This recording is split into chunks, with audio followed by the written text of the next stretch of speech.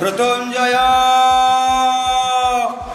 धवलेश्वर महाप्रभु श्रावण मासर द्वितीय सोमवार रे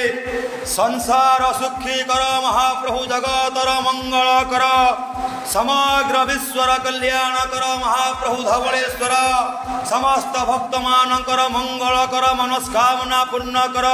ग्रहरिष्ट मान खंडन कर मनवांचित फल प्राप्ति कर धन धान्य परिपूर्ण कर धवलालिंग महाप्रभु समस्त भक्त मानकर मनवांचित फल प्राप्ति कर हे धवलेश्वर निसंतान को संतान प्रदान कर धवलेश्वर रोगिणा को रोग मुक्ति कर तुम चरण रे जी जहाँ मानसिक पूर्ण कर हे धवलालिंग महाप्रभु ओम त्र्यंबकं यजामहे सुगंधिं पुष्टिवर्धनम उर्वारुकं विपवंधनानि भरतरमुखी यमामृता